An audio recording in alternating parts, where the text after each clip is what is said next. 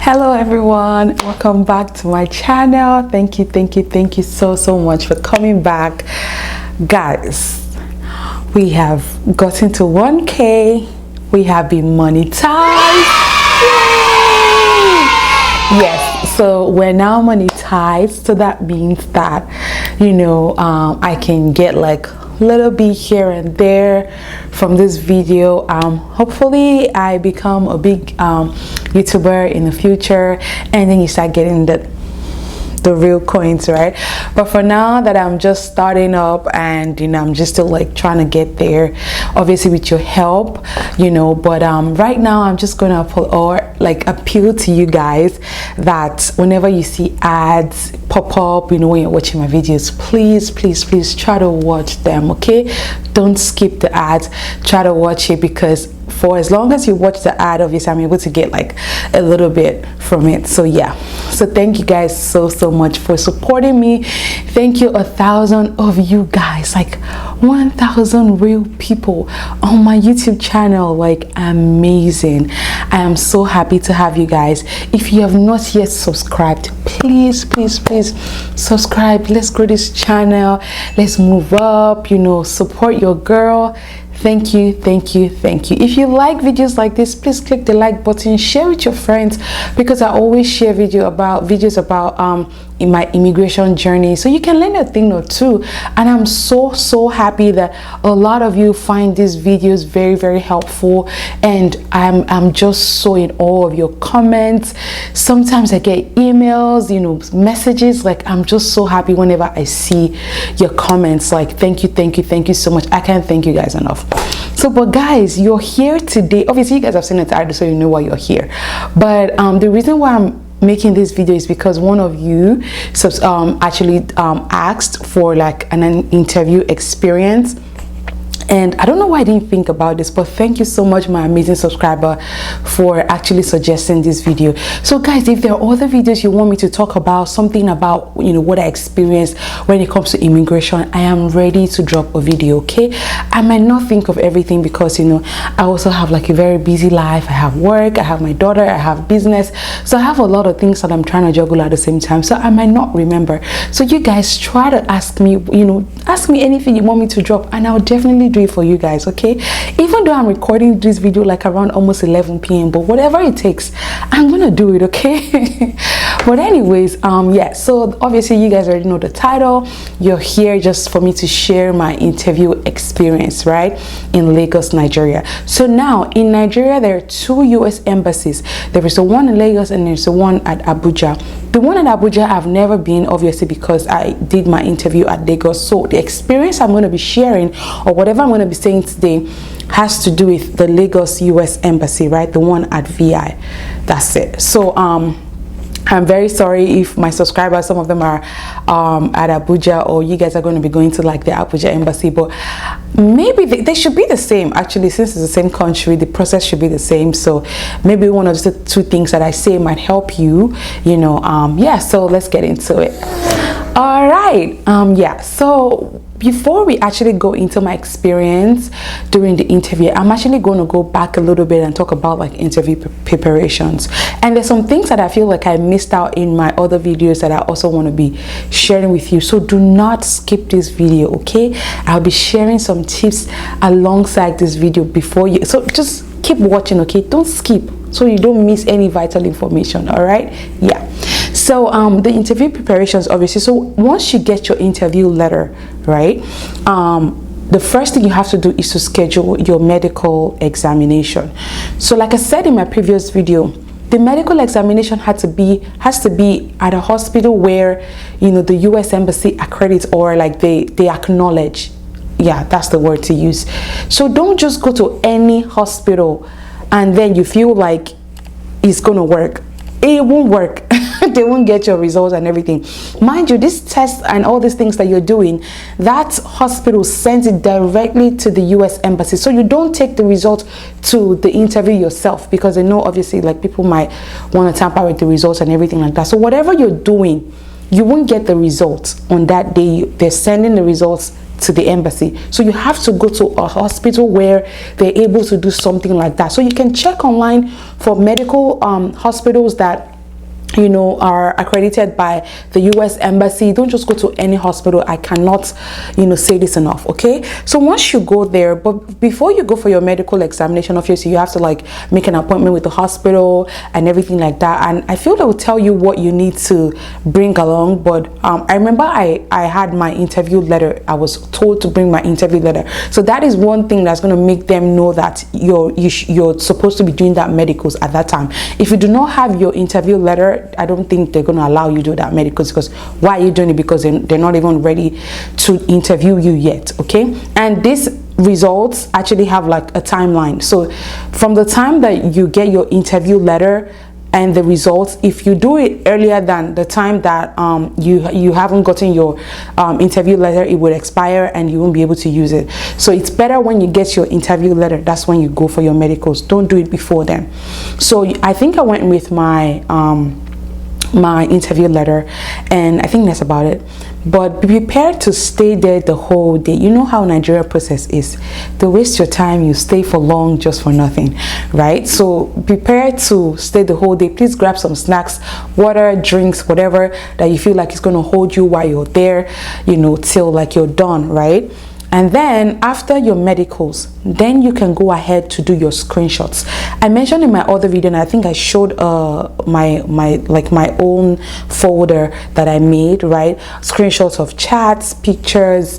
It doesn't have to be chats with your spouse alone, chats with your husband's family, anything that just shows that it's a real relationship, right? Yeah. But one of the things that I didn't mention in my other video, tip 1, for those of you that are probably renting properties or renting apartments, right, there is something called evidence of joint lease, right? And that joint lease is the same thing as you're renting a house, right? So if you're renting an apartment or a house or whatever you're renting, right, make sure that it's your name and your spouse's name together. So that receipt can be an evidence for you to show at your interview. That is tip 1, right? So for the ladies, your name, your husband's name should be on the lease. For guys, your wife's name and your name should be on the lease. So that is going to serve as an evidence of joint lease together. If you guys bought a land together, you can also have that document with it. Whatever you feel like. See, the list is limitless. Don't think maybe because they didn't add it in the list of things you should bring, that means you shouldn't take it. Take anything you feel can prove your relationship, because it's better to be safe than sorry. When you're there on the interview day, you can't go back. Sometimes the consular might ask for more things if whatever you brought on that day is not convincing enough. They want to see more things. So sometimes they'll ask. I've seen situations where the consular would ask them the person that they're interviewing to bring more documents and stuff like that. Another tip I want to give that I know I didn't mention in my other video is go on visajourney.com. visajourney.com. So back then my husband actually went on this website and he was able to get a WhatsApp group of people that they're actually doing that same thing, CR1, IR1, just spousal visas. And I'll tell you that WhatsApp group was a lifesaver. I'll see if I'm able to, because when I traveled to the US, I just kind of exited the WhatsApp group because there's just always messages popping up, and I could not keep up, so I just deleted the group. But I'll see if I'm able to still get the link to that WhatsApp group. If I'm able to, it would be fantastic. I'm sure it's going to be of help to you guys. You would see people that are actually on the same timeline as you, and there was a way we were able to check the people that they were answering or that they were responding to at the moment. So let's say people that were documentarily qualified around March, right? So if people like that start getting like interview letters, you know that you're going to get your own interview letter, because that means they've gotten to that month, right? If people from January are already getting their interview letter, you know that if you were documentarily qualified by February, you guys are next. So it helps like bring down your anxiety and just not know the unknown, right? Like you're able to just kind of know what's coming next, and that really helped so much. So those were one of the things that I did not mention in my previous videos, and I'm really grateful that one of you actually suggested this video. So now you see, I have a lot of things in my head, but I might not be able to put everything down in a video. So whatever video you guys feel like you feel I have not dropped earlier, or something I did not mention earlier, please try to drop a comment about it, so I can drop a video about it so you guys can see, and it will help you guys. But this WhatsApp group was a lifesaver, and I'll still mention something about it as I go along.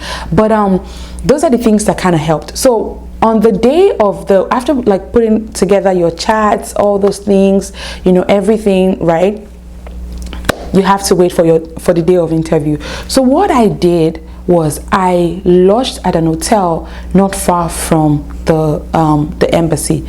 Now, at the time that I went for my interview, I also stayed on the island, but I stayed at Lekki County Homes, and obviously, like, my Nigerians will probably know where this is. It's just like before the VGC, the VGC roundabout. I don't know if it's still there, but it's just before VGC. And my Nigerians will know that the traffic coming from there to Lekki or VI is sometimes might be crazy. So before my village people will catch me slacking, I packed all my documents, everything that I needed for my interview, and I left.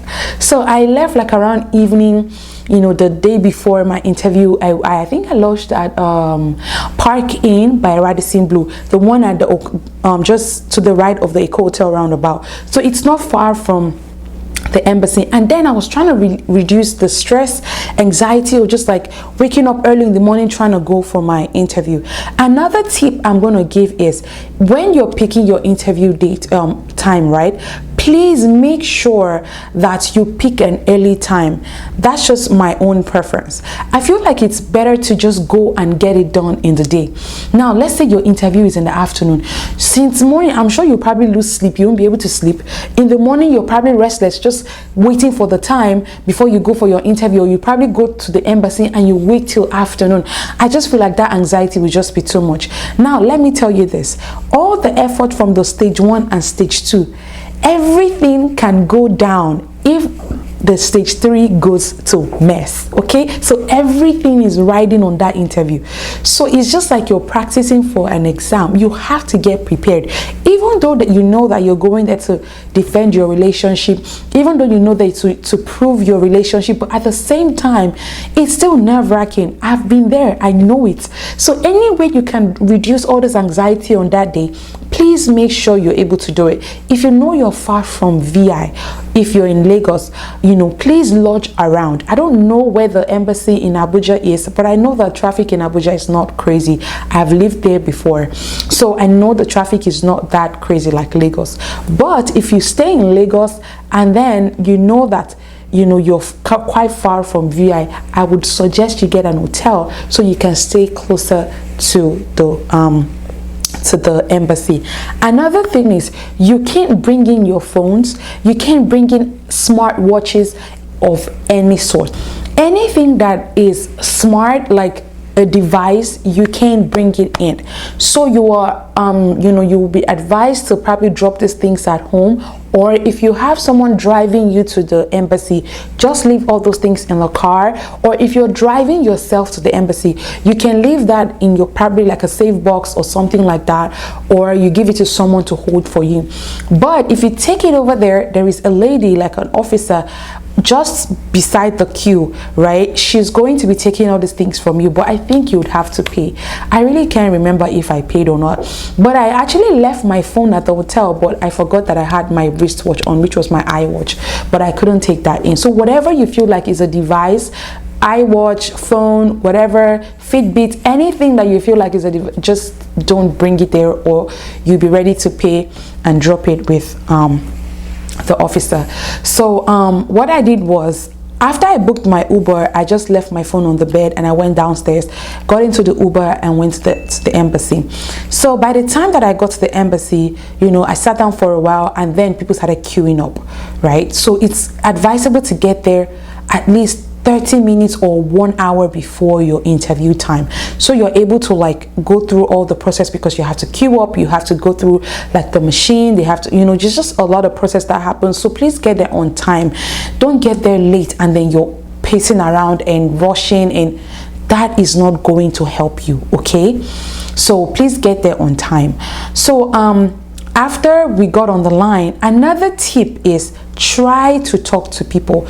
Try to make friends. You don't have to be friends, right? But just try to have conversation with people that are on the line. You know, that kind of helps you reduce the anxiety and everything. Having a conversation with someone, probably you might even meet someone doing the same thing, probably be on a CR1 visa like you.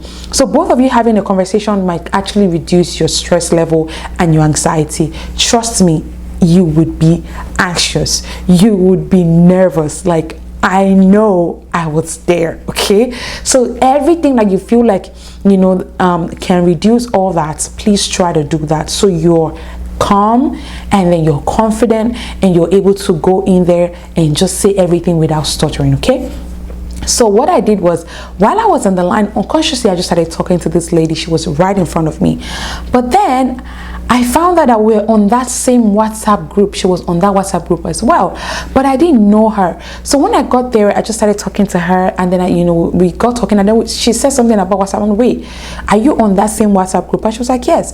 So we got talking. Apparently she was on a IR1 visa while I was doing the CR1 visa. So she was directly in front of me and I was at her back, right? So we went through the line, and then that just kind of like calmed me down, just talking to her. You know, she was talking about her spouse and all of that and everything like that, and then it just kind of took my mind away from the interview like a little bit, right? And that helped me a lot. So going inside now, let me tell you how it is inside. Once you walk into the room, there are windows facing you guys, right?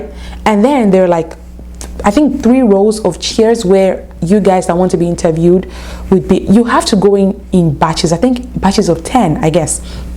They don't allow people just get crowded inside, so they always make some people wait at the gate, and then they just allow them coming like in batches so that the place is not crowded. So the first window you go to will just ask you some documents and stuff like that. That's not the main interview. They just ask you for some documents and that's it, and then you go back to sit down. So I guess that's the way of them registering that you're already inside, and then they probably allocate you to a counselor or something like that.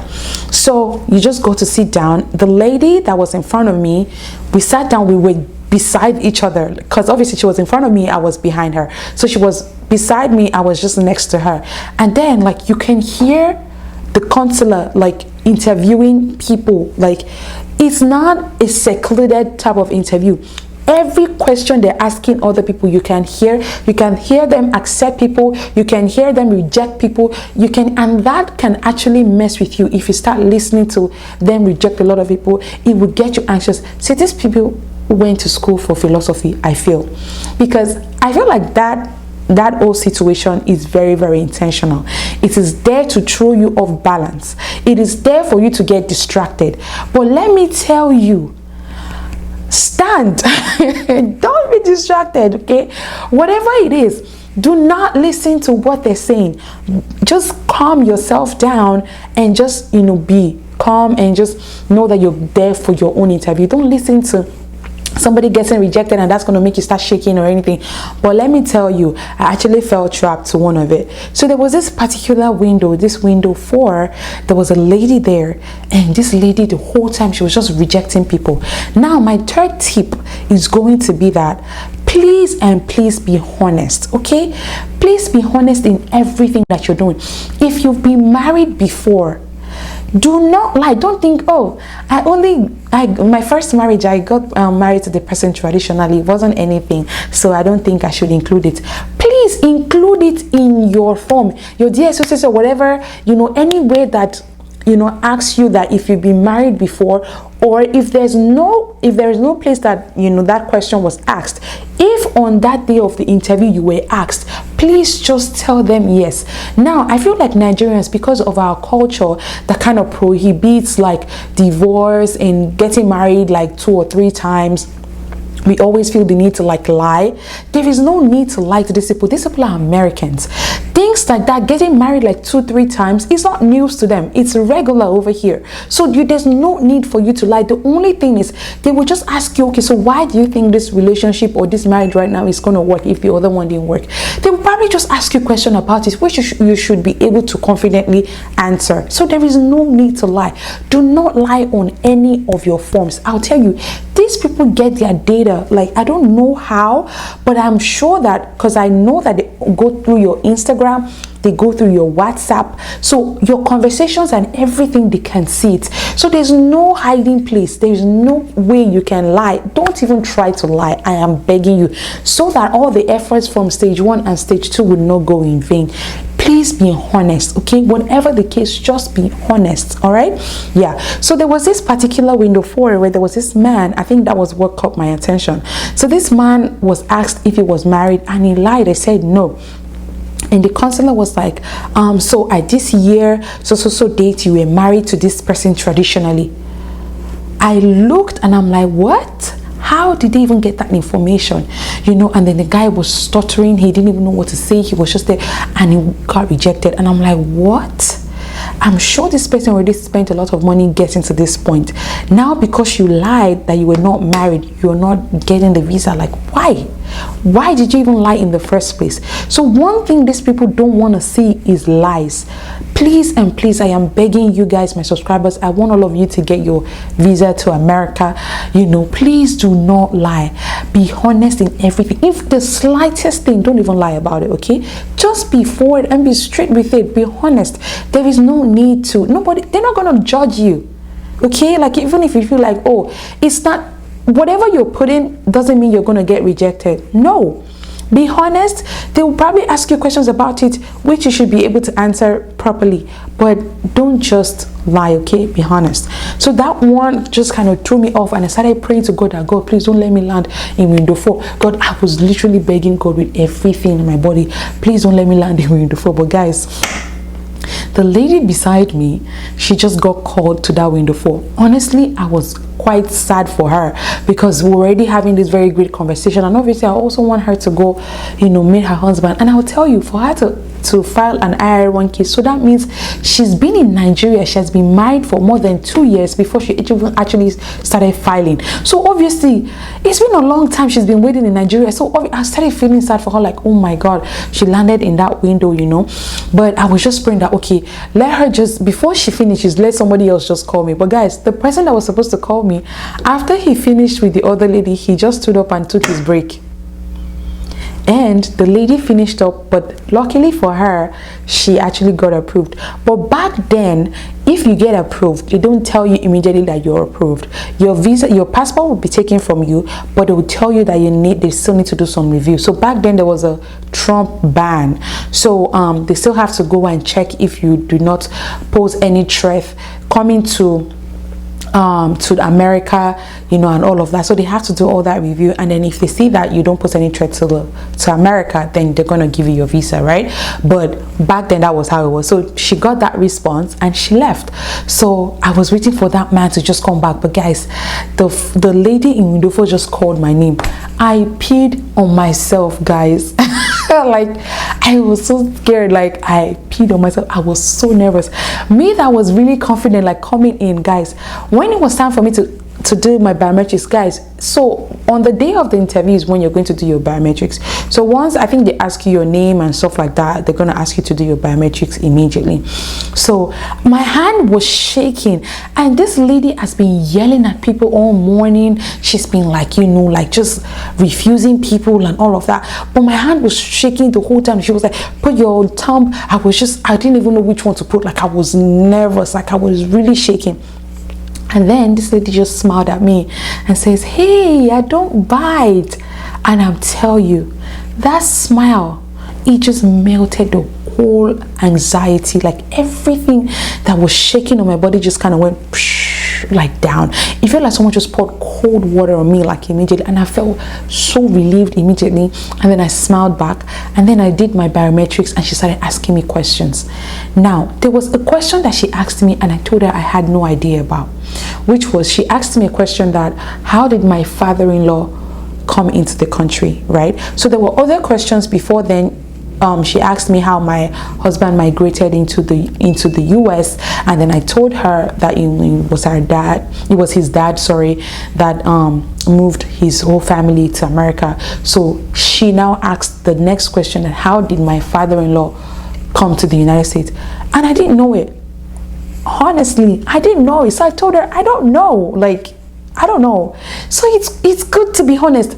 That was better than me saying the wrong thing and then she would know that I'm lying, right? So I just told her I don't know, and she was like, okay.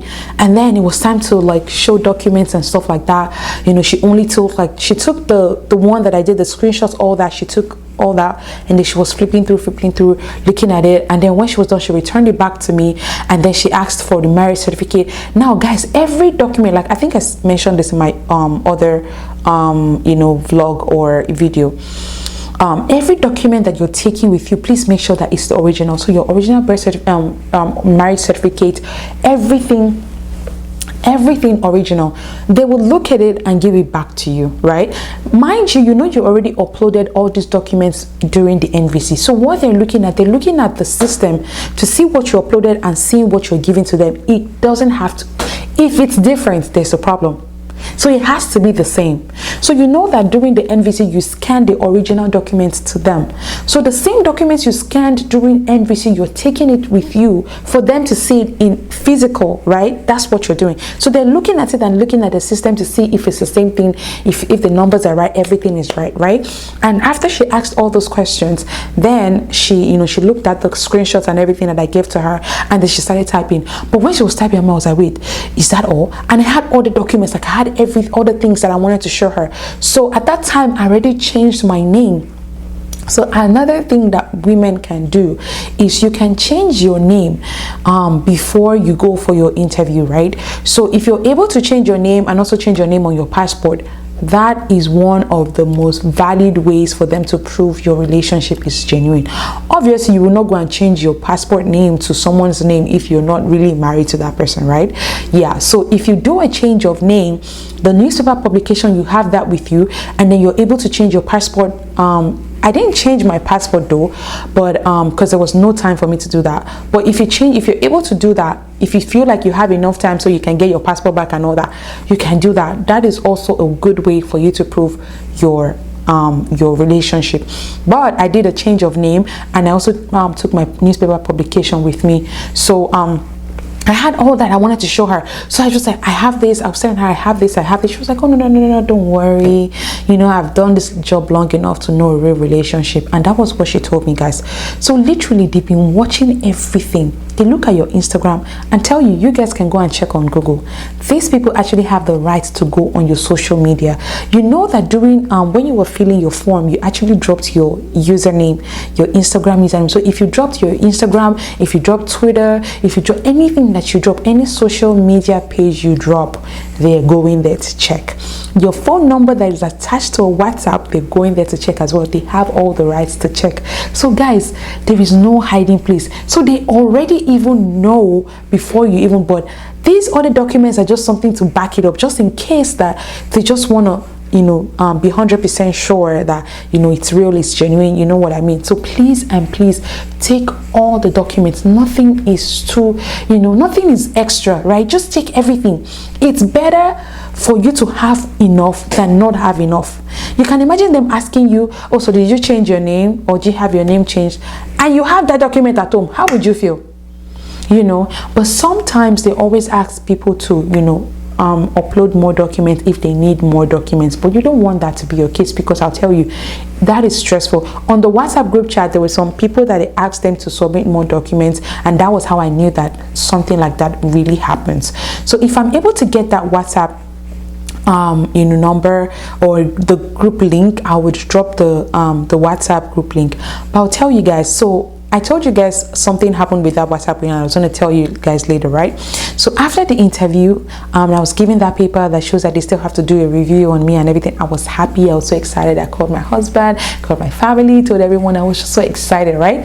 And then when I got my phone, I was going back to my apartment. So the lady that I spoken to, we had exchanged numbers before, we written each other's numbers on like a paper, and then she left. So she called me, I think when she got her phone, and she was like, hey, how was it? And I told her, okay, this was my response. She was like, oh yes, yes. I actually got the same response. I was so happy. I'm like, thank God. So both of us were really happy.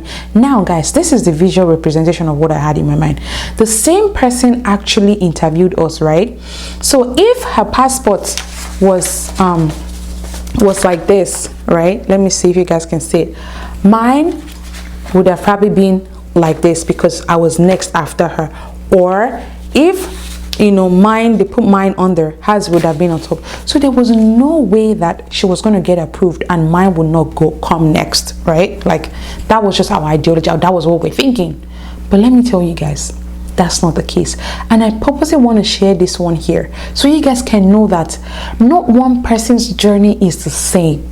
The fact that you guys actually even are doing the same thing, like you guys submitted the same thing, it was on the same day you got documentarily qualified, it was on the same day that you got your interview and you did your interview, even if it was by the same person just like me and that lady, I tell you, you might get your visas at different times.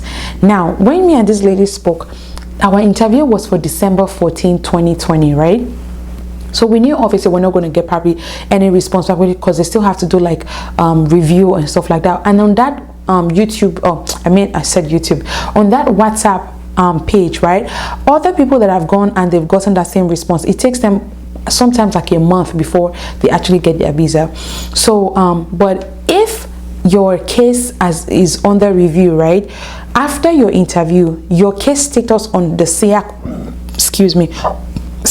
on the SIAC website would be refused. It will show that it's still refused, right? But do not panic. But right now, obviously, there's no more ban. So if you're approved, you get approved immediately. You probably get your passport in like 2 or 3 days. But back then, this was my experience, and that's why I'm sharing this. So back then, your case status will still show refused, and then after that, once you start working on your review, it will show in review. Then after in review, to show case has been approved or something like that. Then after approval, then it will show you that it's already at the collection office at DHL. So it's either you choose, like, you want to go pick it up at DHL or you want it delivered. But I'll tell you guys, please don't pick the delivery. The delivery takes a long time. It's better for you to be able to pick up in person. It's faster that way. You're able to. I would rather go there myself to go and pick it up before somebody will tell me that, sorry, your passport was missing. Let your village people catch you slacking. Never. Not over here. So I pick up. I went to pick it up at the DHL center in VI myself. But like I was saying, so we knew that the whole of December we'll probably not get anything back. So January came, and then both of us would call each other, hey, have you heard anything? Have you checked this? And she was like, no, it's still the same. Both of us were so we're like, okay, cool, it's fine. And then February came. One very good afternoon, I was taking a nap. And then this lady called me. Oh my God, my case status changed, I was like, oh my God. I quickly logged on my computer, checked on the SIAC website. My case status was still refused. But me thinking, okay, she did her interview before mine, so probably maybe the next day my case status will change. I even told my husband I was excited. I thank God, I think my case status will change tomorrow. Case status did not case status did not even budge at all. Like at all. Now, after like a week after she called me again and told me her visa has been approved and she's going to pick up her a passport at the DHL office. I was extremely happy for her. But at the same time, guys, my own case status has not even changed from refused to in review. Like, I was just like, what? I'm not going to curse. But anyways, I was so like, what is going on? How has it not changed? What is going on? We were interviewed by the same person. Like, immediately after she did hers, I did mine, like right after. There was no breaking between or nothing. So I'm just wondering, like, how, why, And then, after like some weeks after that, she traveled and she went to Chicago to see her husband. This lady would just be posting everything on WhatsApp. even though I'm happy for her and I'm seeing her in the snow with her husband, every time I see those WhatsApp posts, I would just sit on my bed and cry and cry and cry, like, God, what's going on? I was getting frustrated, guys. And what even made it more frustrating was because that person that we went together, that got interviewed by the same person, is already in America, and my own cases has not even moved. Like, it was driving me crazy. So the whole of February went nothing. The whole of March, nothing, guys. Then April, I think almost the end of April, I was already even losing hope, guys. And then almost the end of April came, I think April 22nd or something like that. And then I just woke up that morning, my usual. At that time, I was always calling the embassy, like calling them, like, what's going on? Like, what's going on? Every day I'm calling. Like, when I wake up and I check and it still refused, I'm calling them. Like, that was my routine. Every day I was calling them. But that morning I was going to go about my usual routine. And then, you know, I checked and my case status had changed. It was in review. Guys, one of the happiest days of my life. I was happy through the roof. Like, if anybody asked me for anything on that day, I'm telling you, I would say yes, like, without even hesitating. I was extremely happy. And then after like some days, my visa got approved and I went to pick up my visa. This was 2 months after this lady had gotten hers. Now, the same consular interviewed us at almost the same time. So I'll tell you guys, I know that the wait is extremely painful. I know that you guys are just tired. Some of you might even be giving up hope already. But let me tell you, I've been there, okay? I've been there. Just keep waiting, keep exercising your patience. You will get it. And everything is going to worth it when you come into this country. I will tell you. So do not even start feeling bad, like you've been waiting and all of that. See, everything is going. I'll tell you that visa actually getting delayed to that point actually turned to a blessing for me. I don't know if I mentioned in my previous video. If you've been married for 2 years, after 2 years, your case automatically changes from CR1 to IR1. So by the time that I came to America, obviously our anniversary was April 19, right? So by the time I came to America, I came into America like May, I think May 16 or so, or thereabout. My marriage was already over 2 years. At that point of entry, my case status changed from CR1 to IR1. Now the difference between both of them is a CR1 visa would give you 2 years, an IR1 visa will give you 10 years. So for some of you that have been waiting and your marriage is already over 2 years, know that as you're stepping your foot into this country, you're getting a 10 years green card instead of 2 years. Isn't that better? Now imagine, I've been here for more than 2 years now. If I got CR1 visa, I would have gone back to the immigration office to go and do some more interview so I can get my green card, you know, get another green card or whatever. But there's no reason for me to do that, right? I have 10 years green card. It's just amazing how, you know, you think you're waiting, you know, it's, you know, the time you're wasting time, but God is actually preparing you for something even better. So please, I know I always see your comments, and honestly sometimes I feel so bad because I have been in that position. I know how it feels. I can't even explain the feeling. So guys, please be patient, just keep trusting in God, and please use all these tips that I've said, okay? It would help you. Try to remain calm as possible. Be confident in all your answers when you're answering your questions. I really can't remember the questions that I was asked, honestly. If you guys asked me to tell you what questions I was asked, I really can't remember. It's been over 2 years. So but I will just tell you guys that be prepared. Whatever they're asking you is literally what you've filled out in your DS 260. Literally, they're just confirming what you've answered initially. So when you're filling these forms, that's why I told you guys, don't rush when you're filling these forms. Take your time to fill the form, so whatever you're putting in there is correct, so you're not making any mistake, because on that day they will not hear, oh sorry, it was a mistake. No, there's no it was a mistake there. So you have to be very patient when you're filling this form, so you can give the right information. I believe that I've shared all of my experience at the Lagos US Embassy. Please like this video. If you like the video, I'm sure it's almost 12 right now. It's so late in the night, but I'm doing this for you guys because you requested. So please crown my effort by watching this video to the end. Please crown my effort by liking and sharing to your friends, and please subscribe if you have not subscribed. Okay, thank you guys so much. I really appreciate your love and your support, and I'll see you in my next video. Bye.